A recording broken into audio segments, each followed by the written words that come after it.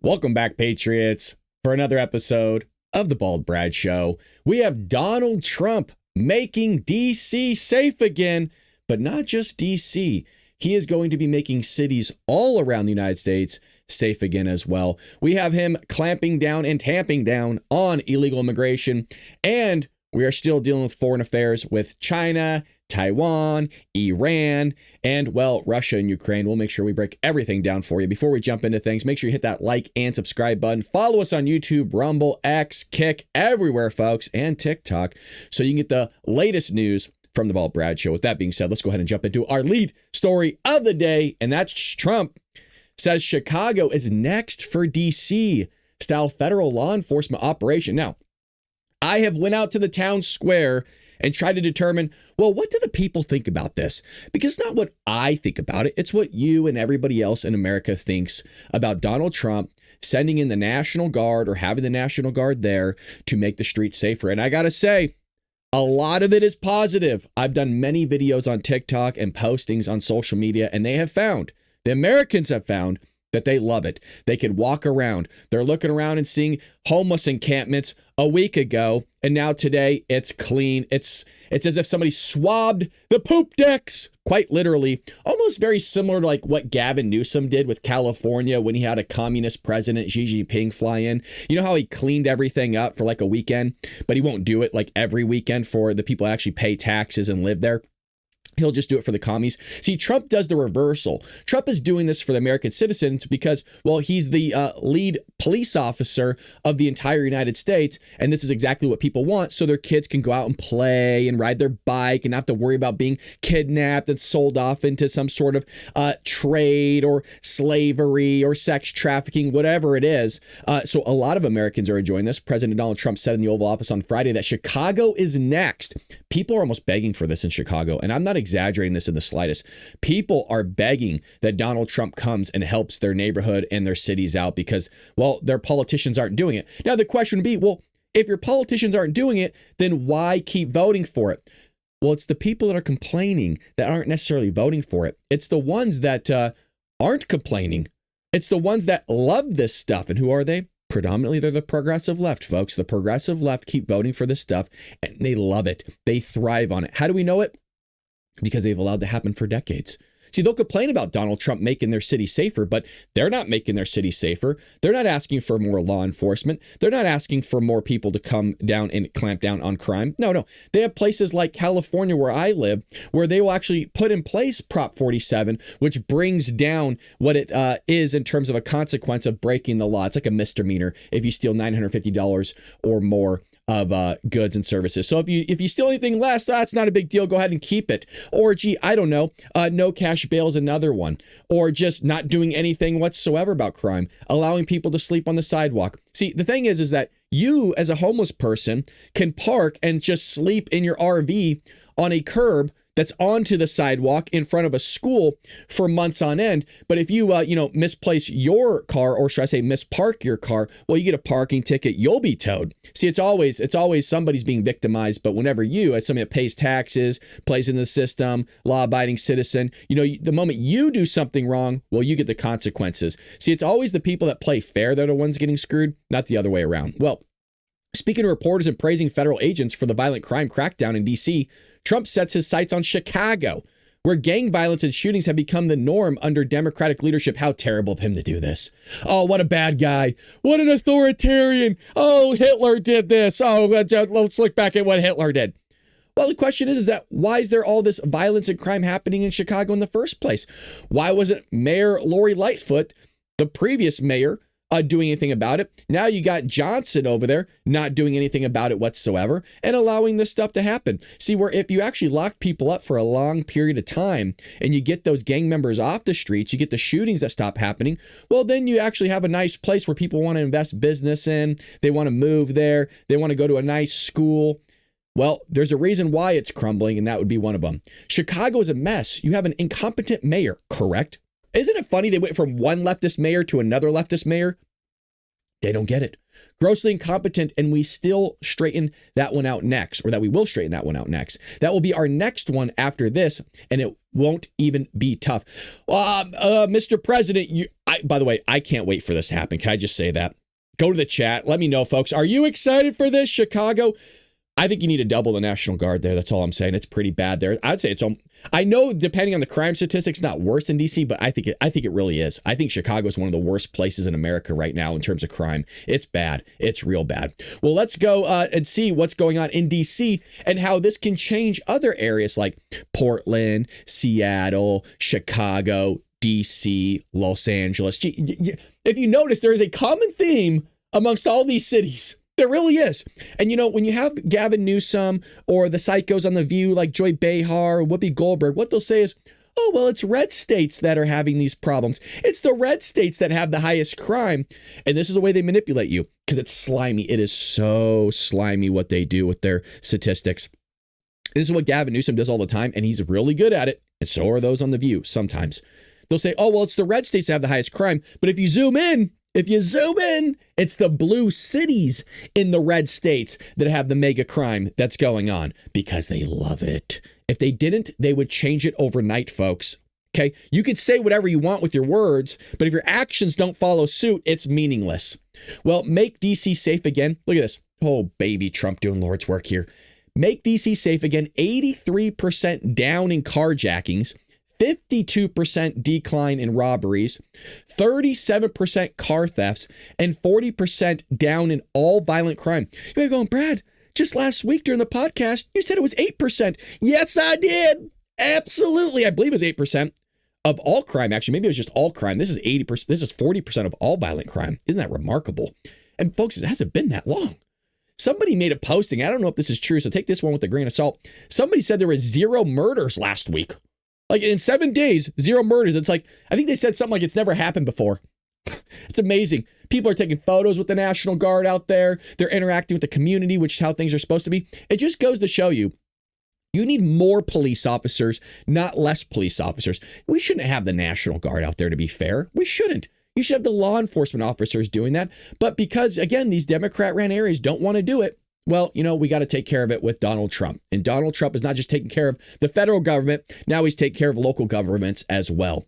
So here we have a clip here talking about, what's next, and then we'll get into a little bit more. Barry, one word answer because we're running out of time. Where are you going next? It hasn't been announced yet, okay. But I think you'll see that this is going to be an example for any city that says they can't clean up these issues. President Trump is showing you can do it, and you can do it quickly. Well, you have my full support. Barry, hasn't been announced yet. Oh, well, Trump heard it. Trump said it himself. We heard it from the horse's mouth. Chicago. Anywhere on earth. So, I really am honored that the National Guard has done such an incredible job working with the police. And we haven't had to bring in the regular military, which we're willing to do if we have to. And after we do this, we'll go to another location and we'll make it safe also. We're going to make our country very safe. We're going to make our cities very, very safe. Chicago's a mess. You have an incompetent mayor, grossly incompetent. And we'll straighten that one out probably next. That'll be our next one after this. And it won't even be tough. And the people in Chicago, Mr. Vice President, are screaming for us to come. It's true, They're wearing red hats, just like this one. But they're wearing red hats. African-American ladies, beautiful ladies, are saying, please, President Trump, come to Chicago. It's true. Please. I did great with the black vote, as you know. Yep. And they want something to happen. So I think Chicago will be our next, and then we'll help with New York, and we're going to help with... I love it. But folks, just because I'm a Trump supporter doesn't mean I'm just always going to that's true. Oh, he's 100% right. I mean, a lot of things he says he's right. I mean, it says Trump was right about everything on his hat. I mean, he's not wrong. But there are times where, look, he is wrong. He says something silly. He says something stupid. And we'll call it out here on the show because I'm not beholden to the guy. I like the guy. I voted for him for 3 times. But really, I mean, on hand to God, go on TikTok, touch some grass and just see what's out there. People are begging for this. So a lot of people are talking about, here's Eric Doherty. It's the same clip. We don't need to replay it again, but Let's just go to the chat. Let's just kind of see what we got here in the comments. A president who's actually using resources to help our own cities. I mean, look, if you have the National Guard at your disposal, it's not like your taxes are going to go up over it. You're already paying into the National Guard. Might as well use it. If you're just sitting there cleaning up windows, sweeping the sidewalk. Hell, I don't know. They always make you do random stuff in the military, right? Get them out there to do some work. It ain't that difficult. Arrest people. People are breaking crime or doing crime. Breaking crime. Well, you know what the hell I mean. It's morning. Give me a break. This is incredible. City by city, the impact this will make is going to be amazing across so many variables. And what people don't understand is they automatically think this is racism because you'll have, some sort of disparity in outcomes in terms of crime. Well, the question is, why would there be those outcomes in the first place? And by the way, if there's more of a proportion of said race doing said crime, well, of course you're going to have a disparity in lockups because you're performing more of that crime.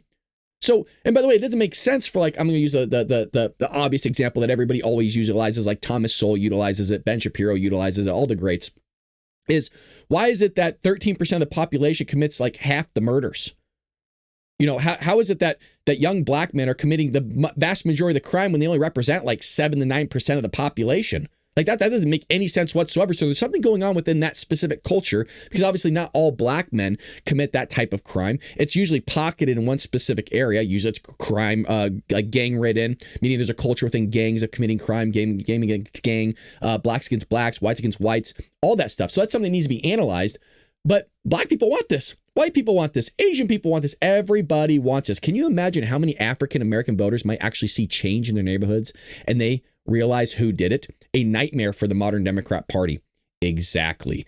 Eric Doherty said it perfect here. The Democrats have had many decades to do something like this, clean up those areas because there's outgrowths to all this. There's a reason why when you go to like say a grocery store in a high crime area, usually the grocery store prices there are a lot higher than say somewhere else. And the reason why is because, well, you don't get much business in there.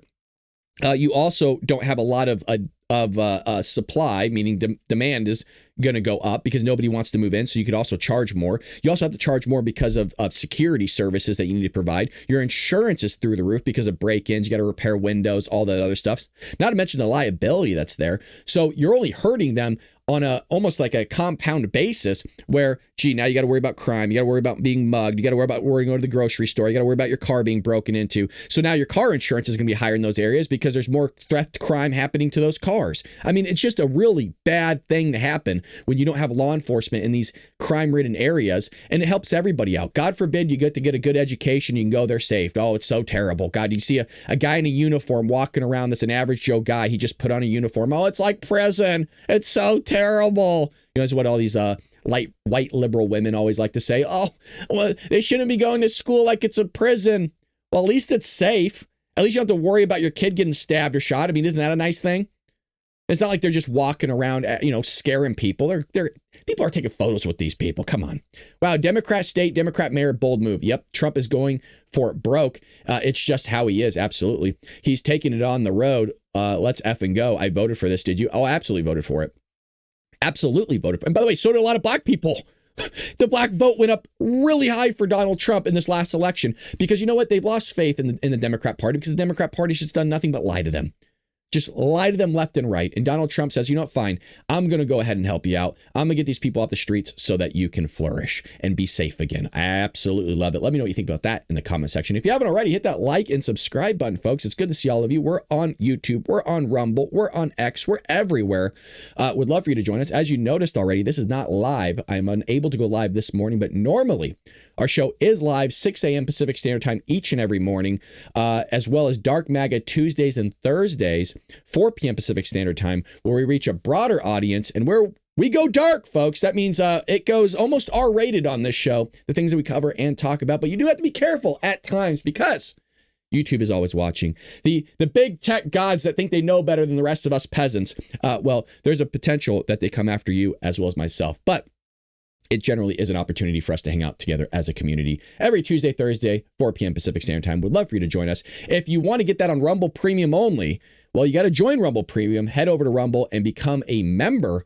And screw the subscription over at YouTube, man. Move that over to Rumble because you don't get Dark MAGA all the time on YouTube and X. So if you just move your membership from YouTube over to Rumble, well, you get more content. You get more content for your money, so it makes sense to jump over there. Would love you for doing that. Thanks for supporting the show. Well, stop talking and get to work. Trump targets top Democrat governor in Sunday morning scolding. Here we go, baby. This happened just yesterday. President Donald Trump targeted Governor Wes Moore of Maryland in a post on Sunday morning, lashing out at him over an invitation to walk the streets in Maryland and saying that he would not do so until Moore took steps to clean up crime. Yeah. So here we go. Here's the X post from Mr. 47. Absolutely love him. Governor Wes Moore of Maryland has asked in a rather nasty and provocative tone that I walk the streets of Maryland with him. Why would he do that? The guy has already had multiple assassination attempts on his life.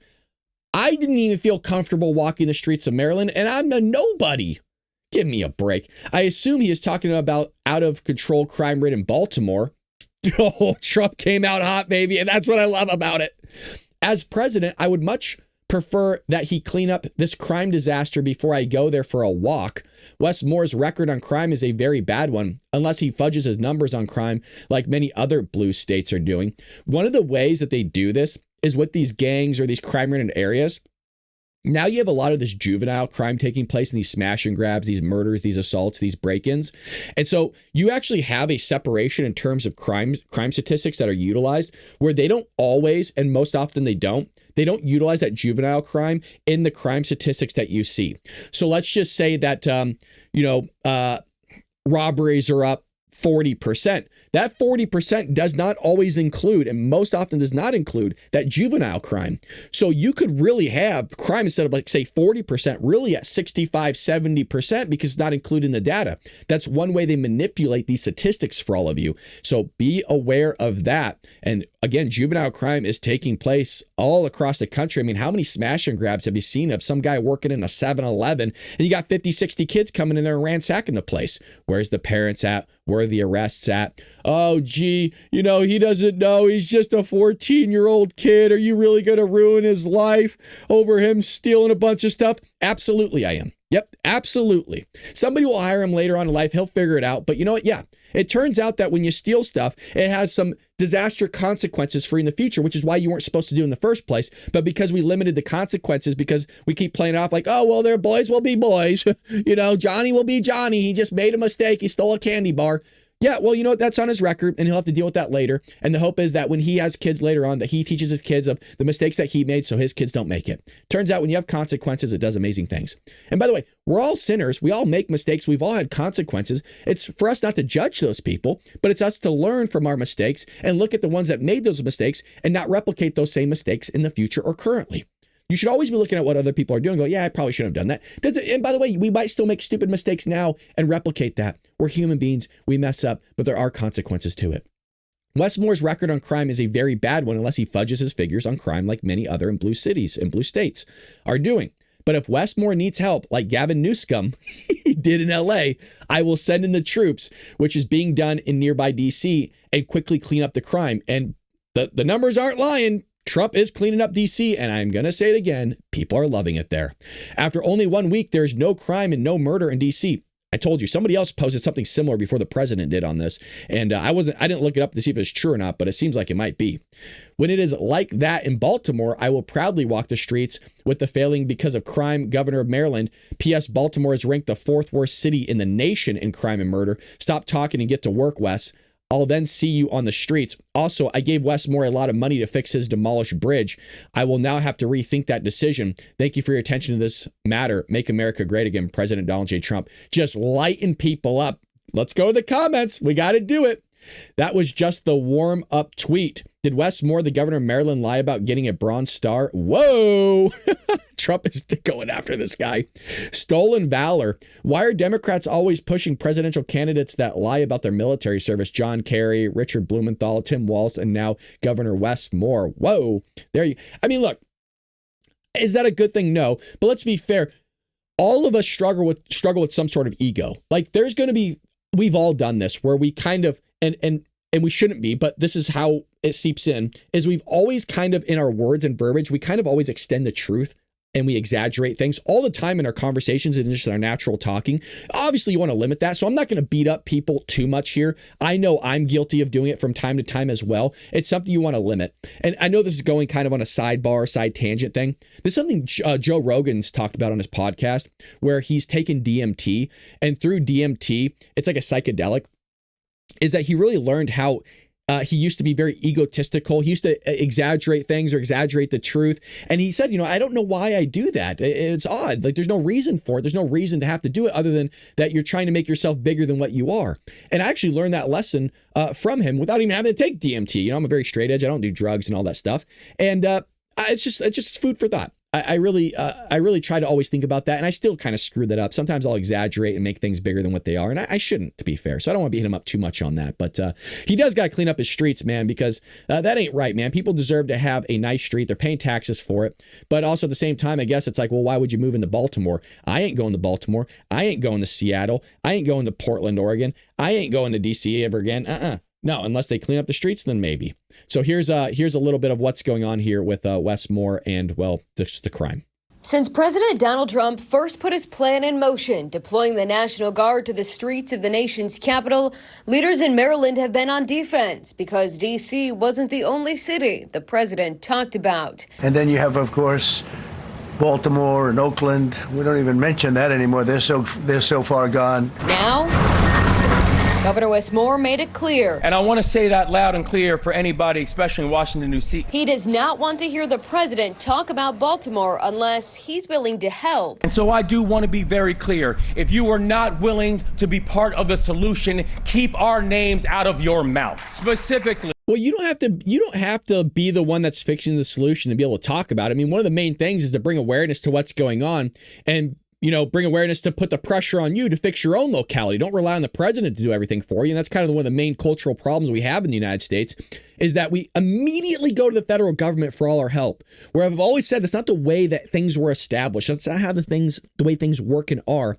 You should go to your fellow family member, your parents, your aunt, your uncle, your extended family. Then you should move to your neighbors, then your neighborhood, and then you go to your locality, which is like your mayor, and then you move into your district, and then you move into your state, and then you go to the federal government. But now everybody just goes to the federal government for everything. Why don't you clean up your own area, Wes?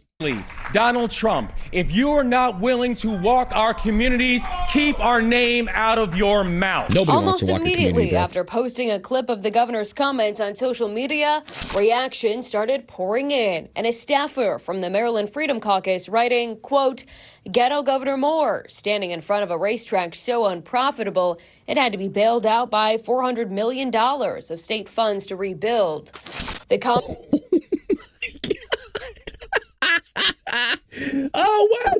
Oh, Wes, you have so much to work on. Comments quickly called racist by the Maryland Democratic Party Chair Stuart Pittman, writing, "Republicans in the Maryland Freedom Caucus must disavow this and hold their leadership accountable." Yes, sir. But the Freedom Caucus not backing down, in a statement saying in part, the Democrats in Maryland would rather focus on anything but the $400 million of state taxpayer dollars being spent on the Pimlico racetrack. I thought her comments were a knucklehead thing to say. Political analyst John Deedy says the Freedom Caucus's comments may have been designed to attract attention. He says as we enter campaign season, it's going to get a lot more aggressive. And the governor's comments today were really poking the bear. Pointing to the comments from Moore earlier this year, like, I'm not the leader of the resistance. I'm the governor of Maryland. Deedy says Moore is now different. A few months ago, he was talking about not joining that fight. He has crossed the Rubicon River. He has gone into that place. And I think that he needs to do that, but I think he needs to be careful because you don't want a situation where the guard comes here when it may not be advantageous for you politically. I mean, it looks bad on him because, again, why are you relying on somebody else to do your own job? I never understood it. Well, speaking of other news here, we got Maryland man Abrego Garcia may be getting deported to Uganda. So there's a lot of updates here. If you're unfamiliar with the Maryland man, well, he's not actually from Maryland.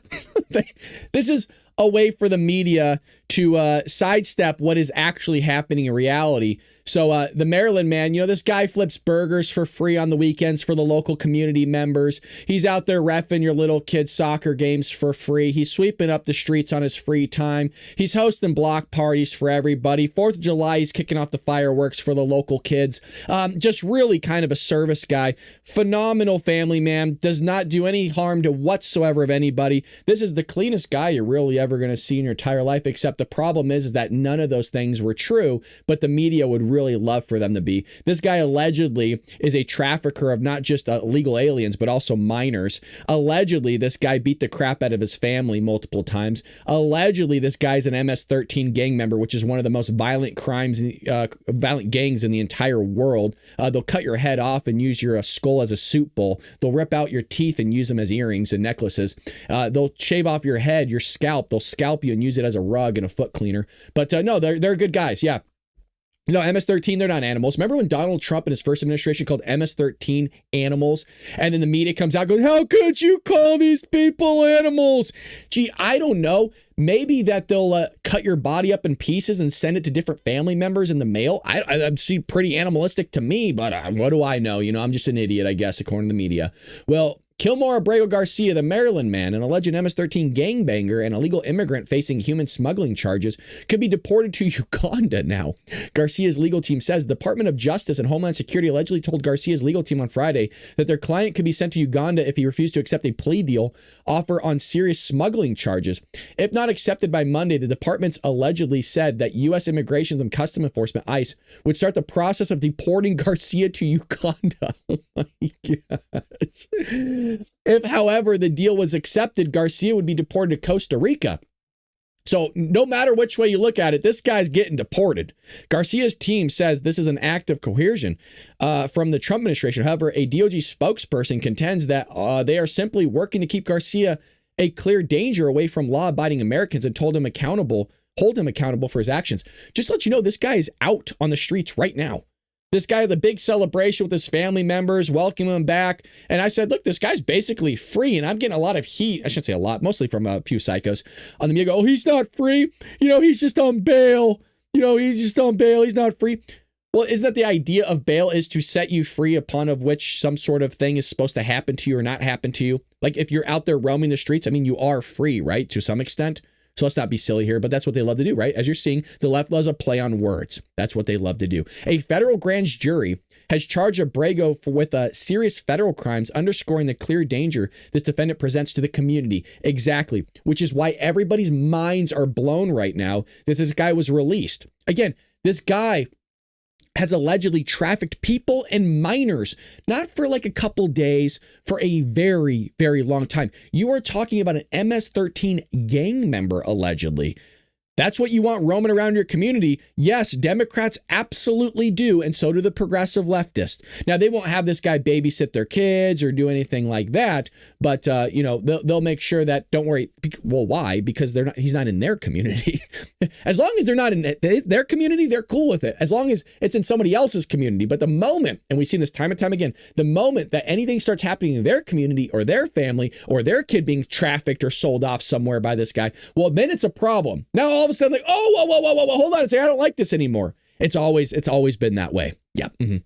This defendant can plead guilty and accept responsibility or stand trial before a jury. Either way, we will hold Abrego Garcia accountable and protect the American people. Well, the judge won't do that. The judge that let this guy loose won't do it, which was an Obama era judge that was in there. But here's a little bit of a news clip of what's going on here. Many people, John, were quite surprised that he was released. And I have to tell you, he is not a Maryland man, as they continue to say. He is a criminal man. And the charges against him, transporting MS-13 into this country, trafficking people around the country, we know that this guy should be deported. And he should be deported swiftly. Why though, Marcia? Why? Come on. No. Why should he be deported? He's a good guy. The guy goes to church. He's one of the ushers at church. He brings the elderly to their seats. God, he's a Catholic. He gets on his hands and knees and praises to the Lord. This guy, Folks, it's not that he's just flipping burgers on the outings of community services. This guy will actually ask you, do you want medium rare? Do you want your burger medium? You want salt and pepper on it? You want cheese, pepper jack, American? That's a good guy. He doesn't just sweep the streets. He sweeps it on his hand. It's phenomenal. All free of charge. The guy's making everything better. He's actually one of the guys that is mowing everybody's lawns for free, just as community service. He'll rake the leaves, blow the leaves off during the August fall. Great guy. What are you talking? Never has harmed his family whatsoever. He's like I said, oh, you need your car he'll be there. He'll help you out. He's a good guy. And I think that President Trump, Secretary Noem, Tom Homan are correct on this. He was offered, apparently, an opportunity to go to Costa Rica, which is much closer to his home country. He was going to have to do some jail time there, but as long as he served out the rest of his sentence and kept his nose clean, everything was going to be okay. But apparently he turned that deal down. Now he's looking at possibly deportation to...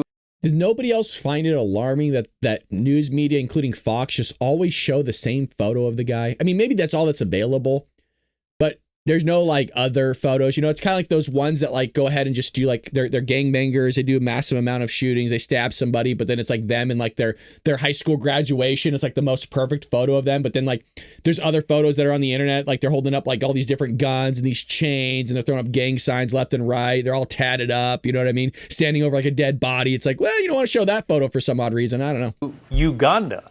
What's going on there? Is that his lawyers getting too involved in this? I don't think anyone really knows exactly what is going on there. What we do know is that this is a criminal and he should be deported. As I talk to Tennesseans, no one wants more gang members, more MS-13, Tren de Aragua in their communities. No, Marcia, they do. They're called Democrats. That's why they keep voting for it. They want people that are in this country illegally to be deported. And they fully back President Trump and the measures that he has taken. They fully back the measures in the big, beautiful bill that put that money into building the wall. They back what President Trump has done with securing the border. And they want to make certain that our communities are safe, that crime is under control. And that means deportations should be taking place. I know that all 100 U.S. senators are very congenial, and there's not a whole lot of criticism that flies back and forth among you, even between parties. But your fellow senator, Chris Van Hollen of Maryland, went all the way down to El Salvador to see Kilmar Abrego Garcia wild. And to try to sort of rally public support behind his case. This is when it was thought that he had been deported there without proper cause. What do you say about a trip and a photo op like that? Well, they're doing it for those social media moments and to try to build. And then that's also, we don't need to go any further, but that's also why the Democrat Party's poll numbers are going down, because they realize that, people like this guy will go all the way to another country for somebody that's not even American. But they won't do this for actual Americans. It's always mind-boggling to me. It really is. Here's another report from the Daily Report talking about this whole debacle. A senior Department of Homeland Security official tells me that the Trump administration may try to deport Kilmar Abrego Garcia to the East African country of Uganda.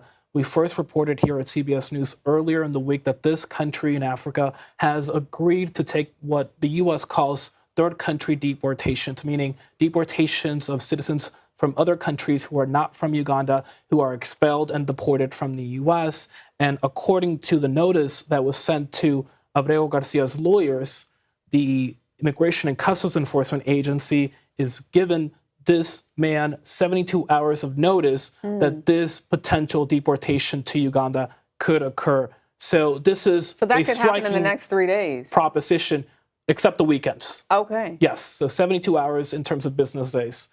But this is still a striking proposition.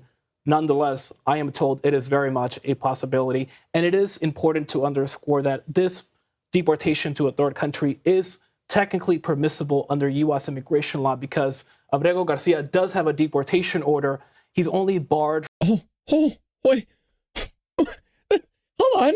That's not what we were told. That's not what I've been told multiple times on debates on TikTok. Hold on.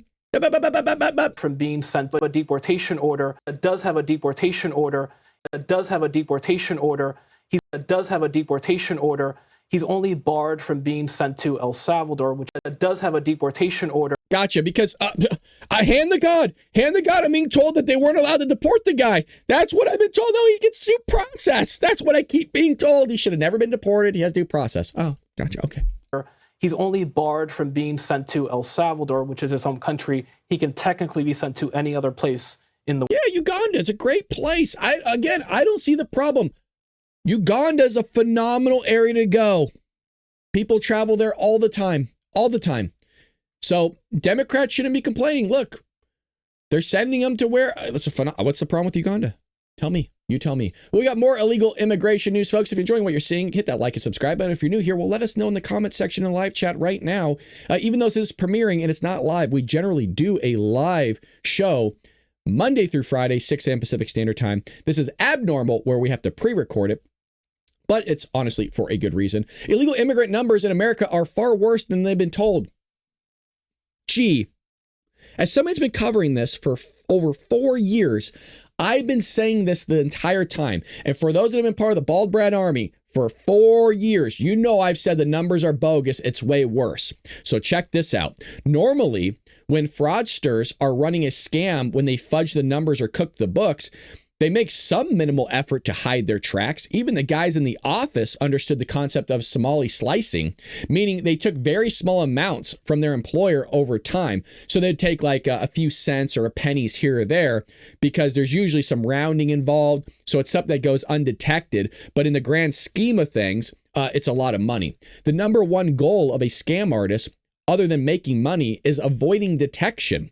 When you have to make the lie, whatever it may be, somewhat believable. For example, a consultant or technician who wants to falsify his timesheet probably wouldn't claim to have worked exactly 6.5 hours every day on the dot for several months. More likely to claim to have worked, say, 6 hours one day and 7 hours the next. It's more believable that way. That's the bare minimum of effort you'd expect in any event. Things change, but even on a macro and micro level, things actually don't change all that much. This is something that we did in auditing when I was a public accountant. Even when I did taxation, there's no difference. You get audited when you do taxes. I wasn't an auditor for taxes. I was a tax preparer. But there's not a lot of change that happens. And when there is, usually you want to throw it in some sort of disclosure. You want to explain why that took place, because through those forms of disclosure or transparency, it shows that there's no fraudulent activity taking place, that there was a good reason for this type of change. But very rarely you're working exactly 6.5 hours. Maybe it's 6 hours and 35 minutes and 36 seconds or something. Hell, I'm making something up, but you understand. So it's been fascinating to see how in the case of the biggest scams in American history, precisely zero effort has been made to maintain the ruse. I'm talking about the lie that precisely 11 million illegal aliens, no more, no less, reside in the United States. By the way, that's an old number. That's even something that Marco Rubio called out and something the media keeps pushing of, oh, well, there's only 11 million here. No, there's not. Not even close. Triple that number. I'm talking about the lie of 11 million, no more, no less. Okay, this number is that you'll hear all the time from both political parties. It's repeated verbatim on every cable news network, but the number has remained unchanged for more than 2 decades. It is unquestionably, obviously fraudulent. Let's run through the history of the estimate. So 20 years ago, they were saying that it was 11 million, including more than 6 million Mexicans. You have this. Here's a CBS report if you want to check that 8 years earlier. Okay, 4 years later, it was still 11 million. In 2017, there were 10.5 million unauthorized immigrants in the U.S. Then you move in further. 4 years after that interview aired, Biden's DHS secretary went on the record saying there were still 11 million illegal aliens there. And then this is one figure that never changes for any reason. Just from statistical perspective, even if you know absolutely nothing about anything that's happening in the country, this is obviously a scam. You couldn't possibly keep any massive population this steady for so long in any context, correct? And of course, if you know anything about Democrats' open border policies, or if you ever notice the entire neighborhoods have transformed in this country, crime has increased and housing has become extremely expensive. Why? Because of competition. And it turns out when you have more than half the population of our states here illegally, listen to that wording very carefully, it creates a big problem. But Democrats don't care unless it starts affecting them. The problem is it has, they just haven't realized it yet. Well, There are, get this, everybody sit down. If you're driving, I need you to pull over. This number's crazy. You're going to fall over in your seat. Listen to this. There are 55 million visa holders in the United States, according to the Trump administration. That's more than the entire population of California combined with the population of New York City. It's a number so high, it seems like it can't possibly be correct. I agree. But even if you account for the possibility that this number includes, say, tourist visas, including people living abroad, as well as people visiting their family in this country, the number is still far too high. There is no justifiable reason whatsoever for 55 million people to hold any kind of visa for entry in the United States. That's an insane number. Did you guys know that number? Like I said, when I read this earlier, I almost fell over in my chair. For one thing, visa overstays are common, including for tourist visas. There were something like 800,000 reported overstays in a recent fiscal year. So you have almost 1 million overstays in 1 year. Many of them involve business or tourist visas from countries in Africa, to the point that the Trump administration has begun requiring these people to pay $15,000 bond before they can arrive to the United States. See, people are just playing our system because we're such nice people. We're such gracious people. Well, we should just bend the knee constantly to everybody. You overstayed your visa, no problem. Come on in, stay here. Nothing's going to happen to you. You do this in any other country, by the way, guess what happens? You get deported. Or sometimes you disappear. Now, obviously, that's not a good thing, and I don't wish that upon anybody, nor do I want that to happen here. I'm giving you an example because Democrats aren't able to, make connections all the time, specifically the progressive left, of what you're trying to say. I am saying that you can't do this in the vast majority of other countries. And their response is, well, you could do it in this one country. Wow. Awesome. You pointed to an outlier that you should never use as an idea of statistical data that represents a data set as a whole. But good job. No, that's genius of you. Well done. There's no reason to grant anywhere near this number of visas. And it's yet another very strong indication, as anyone has surmised, that there are far, far more than 11 million illegal aliens in this country. Absolutely. Well, we have here breaking. Just saw DC police plus federal agents detain a man at the National Mall. He appeared to try to escape, then he was quickly tackled to the ground by several agents. And you know what happened? The media came out complaining about it. Oh, how could they? Oh, it's so terrible. So here we go. He goes on screaming for a few more minutes before they haul him away. There's no context whatsoever beyond the guy's claims that he's supposed an innocent family man who's being hauled away to Alligator Alcatraz simply because he's not white.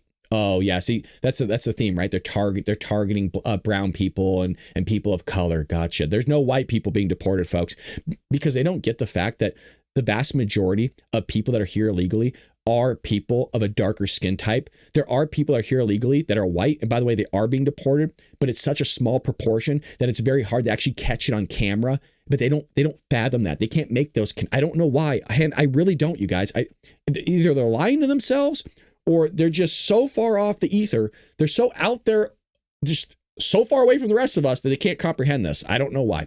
But for liberal women, no context was necessary. The propaganda had its desired effect. Here's how Fox's Jessica Tarlov responded. So this one went viral. This doesn't make DC safer. It just makes people not come to DC. The cruelty is always the point. Why don't you just wait for more evidence to come out? Okay. Why don't you just wait? Now, some people might say, well, Brad, you just got done talking about the Maryland man. You don't know if all those things happened. Well, gee, I don't know. The MS-13 alleged gang member involvement came from actual MS-13 gang members. Him beating the crap allegedly out of his wife, I don't know, came from directly from a report from his own wife in her own handwriting. The trafficking that took place. Well, I don't know. It was also alleged that the people that were trafficked spoke up. But more importantly, it was on a body traffic cam that the guy said, hey, this looks like a common thing that I see all the time here, because that's his career, that this is what this guy's doing. He's trafficking people. And allegedly there was more information and more evidence that came out that I'm not even involving here in this conversation, that he was allegedly trafficking people as well. So there's a little bit of evidence that I waited on before I started hounding this guy of being a Maryland man. But, Jessica Tarlov is typical. So if you scroll down here, what you see is that there's a huge problem with illegal immigration. But CNN Wolf's Blitzer did not take the approach. Instead, he doubled down even after DHS's statement in terms of the takeover of city and the federal patrols, in terms of what's going on in DC themselves and the crime that is happening, and the crime obviously connects to illegal immigration, but you can't talk about that because if you do, well, it's just a terrible thing. And the whole purpose of this article, as you see, it goes on pretty long, is the idea that you've been lied to, you've been swindled constantly by the mainstream media, that there's no big increase in illegal immigration when there is. When you have 55 million visas alone, I understand that's not illegal immigration, but people overstay their visa quite often. And not just to mention the amount of people that Joe Biden allowed to come through the border. Now, Donald Trump has increased border deportations to about 1,500 per day. Folks, that is a drop in the bucket, which is why I keep hounding Tom Homan, DHS, ICE, the Trump administration, that you need to bare minimum triple those numbers a day to even make a dent in any of this stuff. And it's so bad that I've always talked about this early on when this was happening under the Biden administration of so many illegal immigrants coming in. They were making so much money here and sending it back to their home country that there are certain localities that were booming and they saw a massive amount of inflation, especially in the housing market, because they were sending so much money back that now people are competing and just tossing more money into the hat for said piece of property. Kind of like what you see here in the United States where people are fleeing California and they're going to like Tennessee or Texas and it's inflating the local economy there. That's why Californians are just buying out properties for like $100,000 more than asking price because, well, they can afford it. But the localities of people actually living there forever, since the cost of living is different, well, they can't compete with that because the cost of living in California is so expensive. Well, I sold my home for $1 million. Now you got $1 million to spend here and here. You can outcompete everybody. And it's kind of a very similar analogy, even though it's a rough one, taking place in other areas. So you have that happening. It is far worse. I know you guys know that, but it is an update here from Matt Walsh. Great opinion piece by him over at the Daily Wire. The guy's killing on his opinion pieces, by the way. He had a really great piece on what's going on over there in the UK. Now, speaking of Democrats, progressive left specifically, is that they're trying to tear down the gate in front of an ICE facility in Los Angeles. Look at these guys. It's wild. It really is. Look at this.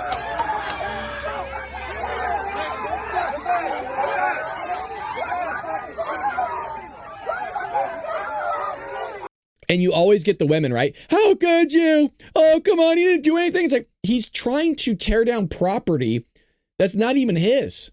By the way, why are you even out here in the first place? Like, go do something productive. You know what I mean? The same people, not exactly the same people, but you will see these people that will go out to these protests, right? They're wearing masks, they're throwing stuff at police officers, rocks and stuff. And then they go back home and their home's dilapidated. Their front lawn's overgrown. It's not even, the grass isn't even being grown whatsoever. Like the paint on their house is chipping off. It's like, rather than maybe spending your time protesting things, why don't you go ahead and just build up your community a little bit? You know what I mean? Why don't you go, I don't know, help your parents' house out? Why don't you go upgrade that for them? Buy a bucket of paint or, sand something down for them, replace a cabinet, do something actually productive for your family members rather than going out here. But odds are this person's family member was maybe even a legal immigrant and he's upset that the fact that the guy's having to face consequences of getting deported. But although you know that the guy knew the consequences were there and he took that risk coming into this country in the first place, knowing that there's a possibility he's getting deported. But whenever you're enforcing laws or, taking care of the things that person took the risk of, everybody loses their minds. It's amazing how it only works for illegal immigration though, right? It's like you gambling. You go into the casino, you threw $10,000 on black on roulette and it hit red.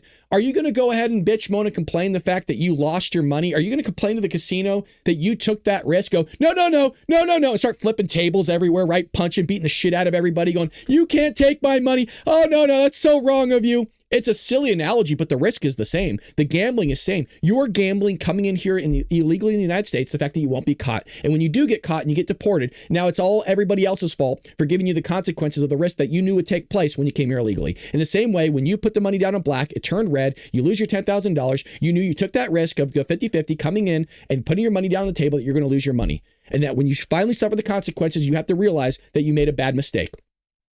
And we all take that risk.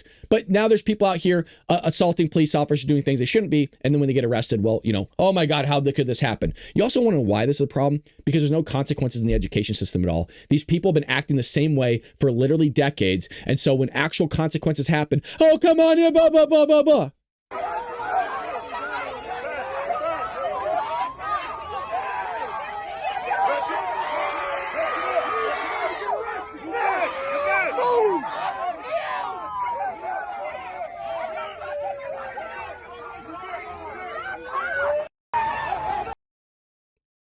You put your hands on a police officer, I'm telling you, they need to get out there with bear mace. Just bear mace. I'm talking you put a finger on a police officer, a finger, bear mace them. I'm a serious heart attack. I'm tired of our police officers or men in uniform getting assaulted like this. These people have families. These people have lives. You think it's right treating somebody like that? Oh, how could you treat this person like that? Gee, I don't know, because they're the ones that broke the law. They made a mistake. Okay? And they're receiving consequence for it. By the way, I forgive them for that mistake. It's not like I'm cold-hearted and unforgiving. It's just you receive something. We've all made mistakes. I've made mistakes. You made mistakes. You're not going to get me out there assaulting a police officer. Hell no. Hell no. All righty. Well, moving into more foreign affairs. Again, if you're enjoying what you're seeing here on the show, hit that like and subscribe button. Really appreciate your help and support on this. We are a self-funded show. It's my hobby. But if you want to donate, we have baldbrad.com. We have a donations tab. You can do a single-time donation, any amount you want. You can customize everything. You do a weekly donation, monthly donation, yearly donation. But donations really do help fund the show, folks. And I understand it's my hobby. But if you feel like you're getting something out of this and you want to support a Patriot that helps us pay for the programming, pays for the website, pays for Adobe, the Photoshop, the editing service that we do. By editing service, I mean pays for the subscription of the editing software. All that stuff. We have people have been chipping in for new headphones, which I know I need. I get it. They're falling apart and they don't work very well. We're in the process of getting some. Just know it's there. But I just want to appreciate everybody, the moderators, everybody that's members. Greatly, greatly appreciate you guys. You work hard for your money and to put it back into a show like mine. Just God bless you. Appreciate you. Well, with no Ukraine peace deal, Trump again threatens Russian sanctions. Here we go. This should have happened a while ago, but he's trying to be careful here and he's trying to balance the negotiations. You don't want to scare Russia off going, well, if you're going to just kind of do something like this, then I'm not going to come to the table at all, which might not happen, by the way. The Russians might never try to solve this in the next 4 years. Well, the U.S. President Trump renewed a threat to impose sanctions on Russia on Friday if there's no progress toward a peace settlement in Ukraine in 2 weeks, showing frustration at Moscow a week after his meeting with President Vladimir Putin in Alaska. Quote, I'm going to make a decision as to what we do, and it's going to be a very important decision, and that's whether or not it's a massive sanction or massive tariffs or both, or we do nothing and say it's your fight. Now, again, there was a great question. This is probably about, maybe it's already been a month, from a reporter during one of the White House press briefings to Caroline Leavitt saying, well, we don't really do that much with Russia, so what good is all these tariffs and some of these sanctions if it doesn't really do anything to them? And wouldn't you want the countries that are actually doing a lot of trade and stuff with Russia to also impose these types of sanctions and tariffs or both? Like, isn't that where they would actually feel the effects? Like you're basically choking them out. And he was right, by the way. And I don't know why, again, Caroline Leavitt kind of dodged the question, which I don't like. Again, I'm going to hound her for that, because it's one of the best questions we've heard in quite some time. And nobody wants to bring awareness to that. What good is all these sanctions and tariffs if they're just still getting oil from China or Iran or whoever the hell else? Who knows? He was unhappy about Russia's deadly strike on a factory in Ukraine this week. So let's go ahead and check this out. We got a kind of a little bit of a longer clip here from the Oval Office just the other day. And I was just sent a picture from somebody that wants to be there very badly. He's been very respectful of me and of our country, but not so respectful of others. But I'm going to sign this for him, but I was sent one, and I thought you'd all like to see it. That's a man named Vladimir Putin, who I believe will be coming, depending on what happens. He may be coming, and he may not, depending on what happens. We have a lot of things happening over the next couple of weeks. But I thought it was a nice picture of him. Okay of me, but nice of him. So that was very nice that it was sent to me. Okay? Mr. President, on yes. that subject, have you talked to Vladimir Putin about the fact that yesterday a big U.S. factory was hit in a Russian airstrike in Ukraine? What's your reaction to that? I told him I'm not happy about it, and I'm not happy about anything having to do with that. We'll see what happens. So I don't know why there was a jump cut there. That was not me, but that's a very nice way of Trump putting it. The reason why is because Putin has consistently done crap like this, where they'll have a phone call and then immediately Putin, within like the next 24 hours, does some sort of strike on Ukraine after he's trying to negotiate and get a peace deal done. And this to me personally, and I don't know if Trump feels the same way, this is like Putin giving a double middle finger to Trump. Is not only now are you attacking Ukraine, but you're also attacking a U.S. place. Like at that, that's why I don't know if this is going to get resolved, because I'm so tired of them just constantly giving the double middle finger. And Trump is a lot of resilience. And I don't know if I mean, what really is he going to do other than impose sanctions? But it's tough when you're the middleman here and you want peace so badly, but sometimes you just got to walk away. And that's not an easy thing to do when there's millions of people perishing, young men, predominantly young men, over dirt, by the way. But and look, you can't really, you start bringing in NATO. I mean, you really start World War III at that point. You know, once you start bringing in NATO, then you're going to get the Iranians involved, and then you get China involved, because China and Russia are like basically two best friends, and you got a massive war on your hand. I mean, I don't really know who would join in that much with China and Russia. I'm sure there's definitely some countries like Iran, but pretty much NATO is kind of all Western countries. So you're kind of going, but you know, when nukes start talking, people start playing, things get a little bit dicey and a little bit freaky deaky. I think over the next 2 weeks, we're going to find out which way it's going to go. And I better be very happy. We'll see what happens. I think in 2 weeks, we'll know which way I'm going. Because I'm going to go one way or the other, and they'll learn which way I'm going. Well, then I'm going to make a decision as to what we do, and it's going to be a very important decision, and that's whether or not it's massive sanctions or massive tariffs or both, or do we do nothing and say it's your fight? Look, I mean, I would do that. I would do this. I would do the sanctions, and I would do the tariffs. I would do everything. And by the way, I would get our allies to do it as well. Anybody that's doing any sort of work with the Russians, choke them out in terms of their economy to the best of your ability.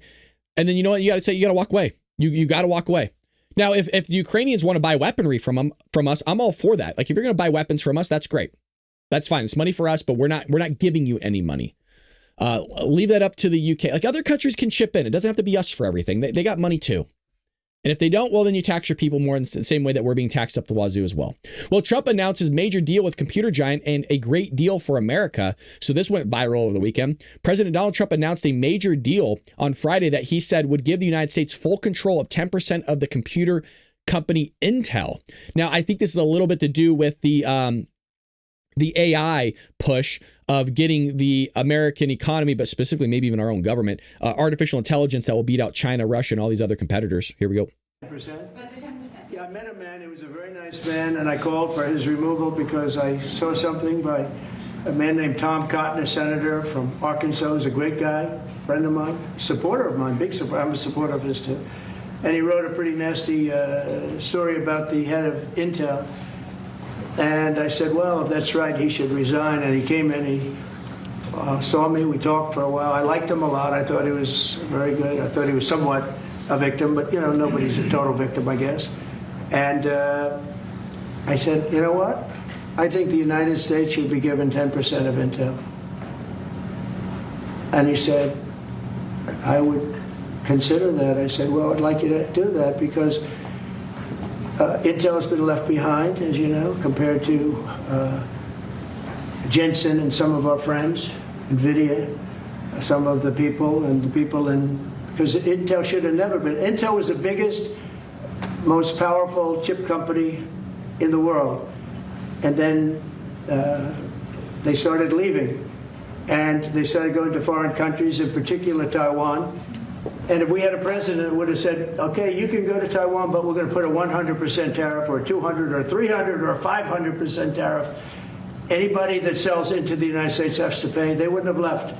They would have never left, and we wouldn't have. So in the meantime, we had people that were, in some cases, good politicians that weren't good on trade. I loved that man, but he was not good on trade. I totally disagreed. He allowed the car industry to be taken out of this country. We lost 50% of our car industry. But that's all coming back. It's all coming back. But if somebody would have said that with Intel, would be a giant right now. Now, with that, they've had some bad management over the years, and they got lost. And I said, I think you should pay us 10% of your company. And they said, yes. That's about $10 billion. I don't get it. This comes to the United States of America. And I said, I think it would be good having the United States as your partner. He agreed. And they've agreed to do it. And I think it's a great deal for them. And I think it's a great deal. He walked in wanting to keep his job, and he ended up giving us $10 billion for the United States. So we picked up $10 billion.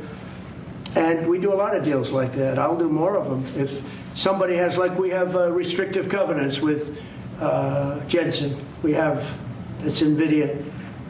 And to unrestrict the covenant, nothing to do with losing our powers or military or anything, because that I wouldn't do.